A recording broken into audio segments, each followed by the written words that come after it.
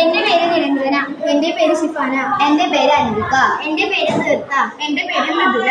ഞങ്ങൾ GHS ചാത്തന്നൂരിലെ വിദ്യാർത്ഥികളാണ്. പ്രൊജക്ടിന്റെ ലക്ഷ്യം പുനരുപയോഗിക്കാൻ കഴിയുന്ന ഊർജത്തെ പരമാവധി പ്രയോജനപ്പെടുത്തി ഊർജ പ്രതിസന്ധി ഒഴിവാക്കുക എന്നതാണ്. ഇതിന്റെ മുകളിൽ സോളാർ പാനൽ ഘടിപ്പിച്ചിട്ടുണ്ട്. ഇതിൽ നിന്ന് ലഭിക്കുന്ന ഊർജം വീട്ടാവശ്യങ്ങൾക്ക് ഉപയോഗിക്കുന്നതോടൊപ്പം ജലത്തിലേക്ക് കടത്തിവിട്ട് അവിടെ വൈദ്യുത വിശ്ലേഷണം എന്ന പ്രവർത്തനത്തിലൂടെ ജലത്തിൽ നിന്ന് ഹൈഡ്രജനും ഓക്സിജനും വേർതിരിച്ച് ഹൈഡ്രജൻ ഒരു സിലിണ്ടറിൽ നിറയ്ക്കുന്നു.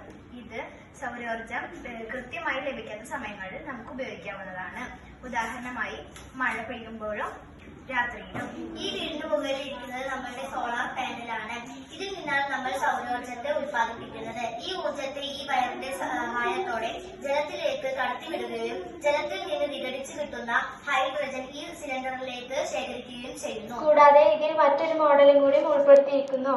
കാൽനട പാതയിലൂടെ മനുഷ്യൻ നടന്നു പോകുമ്പോൾ വൈദ്യുതി ഉൽപ്പാദിപ്പിക്കുന്ന ഒരു സാങ്കേതിക വിദ്യയാണ് ഇതിൽ ഉപയോഗിച്ചിരിക്കുന്ന ടെക്നോളജി. ഈ പാതയിലൂടെ മനുഷ്യൻ നടക്കുമ്പോൾ ആ മർദ്ദം മൂലം വൈദ്യുതി ഉൽപ്പാദിപ്പിക്കുന്ന പ്രവർത്തനമാണ് ഞങ്ങൾ ഇവിടെ ചെയ്യുന്നത്. ഉദാഹരണത്തിനായി വൈദ്യുതി ഉൽപ്പാദിപ്പിക്കുന്നത് ശ്രദ്ധിച്ചാൽ മനസ്സിലാകും.